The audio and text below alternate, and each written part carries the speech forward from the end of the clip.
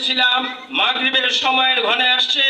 সাথী ও বন্ধুগণ, এখন আমাদের মধ্যে পল্লবী রূপনগর সকল স্তরের নেতৃবৃন্দ, কিছু মনে করবেন না, নাম বলার সময় নেই।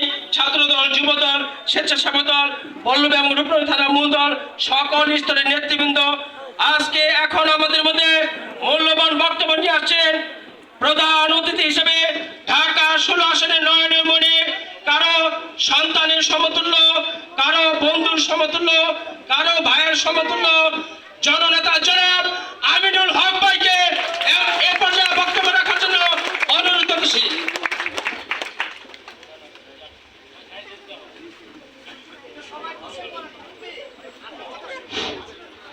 বিসমিল্লাহির রহমানির রহিম। আজকের এই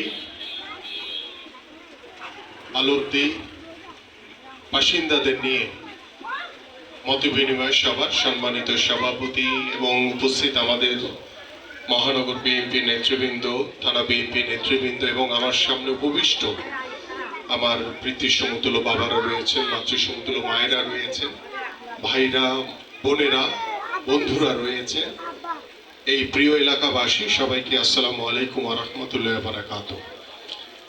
আমি প্রথমেই আমাদের এই যারা মা সমতুল্য এখানে বসে আছেন তাদের যে কষ্টের কথা তারা বলেছে, আপনারা জানেন যে গত 17 বছর যে দুঃশাসন আমরা পার করেছি, সেই দুঃশাসন থেকে আমরা মুক্ত হয়েছি।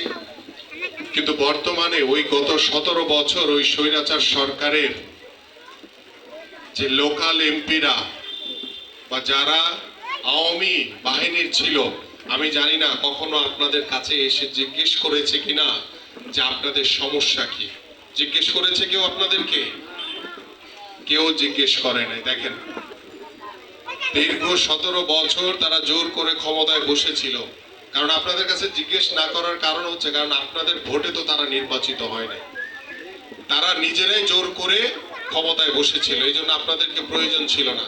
এই যে আজকে আমার মায়েরা যেভাবে বলল যে আমাদের বয়স্ক ভাতা নাই, আমাদের রেশন কার্ড দরকার, আমি হয়তো বা রেশন কার্ডের ব্যবস্থাটা এখন করতে পারবো না, কারণ আমরা তো ক্ষমতায় নাই, সরকারে নাই, আপাতত এটা বন্ধ আছে। আল্লাহ পাক যদি আপনাদের ভোটে আগামী ফেব্রুয়ারিতে যে নির্বাচন হবে, আল্লাহ যদি আমাকে এবং আমার দল বিএনপি কে নির্বাচিত করে সরকার গঠন করতে পারি, আপনাদের যারা রয়েছেন এখানে, আমাদের মায়েরা রয়েছেন, বাবারা রয়েছেন, যার যার রেশন কার্ড প্রয়োজন সবাইকে রেশন কার্ড দেওয়া হবে ইনশাআল্লাহ। কিন্তু ভাতার যে বিষয়টি বলেছেন, সরকারিভাবে সেই ভাতাগুলো আপাতত বন্ধ রয়েছে। কিন্তু এখানে আমি আজকে এসে অত্যন্ত ব্যথিত ভাবে বলছি যে আমার মায়েরা যেভাবে কষ্ট নিয়ে বললেন যে আমার পরিবারের কেউ নাই, আমার মেয়ে ছিল, বিয়ে দিয়ে দিয়েছি, আমি কষ্ট করে ভাড়া নিয়ে থাকি, আমাকে দেখার কেউ নাই, আমার বাচ্চাদের পড়াশোনার যে খরচ সেটা করার কেউ নাই, আমি হয়তো বা আমার ব্যক্তিগত উদ্যোগে যা করব এটা আমার ব্যক্তিগত উদ্যোগে। আমি ইতিমধ্যে আমাদের মন্টু ভাই সহ আমাদের সাইদ মাতবর, আমাদের সাজ্জাদ ভাই এবং এখানে যারা রয়েছে স্থানীয়, আমি আপনাদের কাছে অনুরোধ করব, এখানে অ্যাকচুয়ালি যারা একদম বয়স্ক ভাতা প্রাপ্য সেই মানুষগুলোর একটা লিস্ট তৈরি করেন। আপনারা লিস্ট তৈরি করেন। আমি আমার ব্যক্তিগত উদ্যোগে আমার সামর্থ্য অনুযায়ী প্রতি মাসে আগামী নির্বাচনের আগ পর্যন্ত আমি আমার পক্ষ থেকে প্রতি মাসে আপনাদেরকে একটি করে বয়স্ক ভাতা দিয়ে যাব ইনশাআল্লাহ। এটা আমার ব্যক্তিগত উদ্যোগে আমি দিয়ে যাব।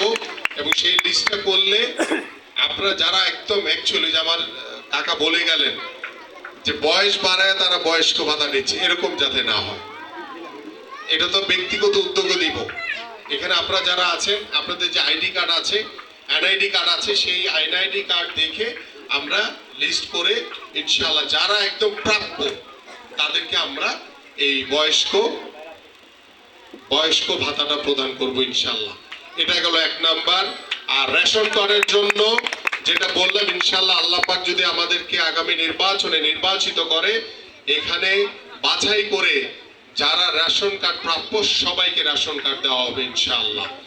এবং আমি গ্যাসের যে সমস্যাটি সবচেয়ে বড় সমস্যা আপনাদের এখানে হচ্ছে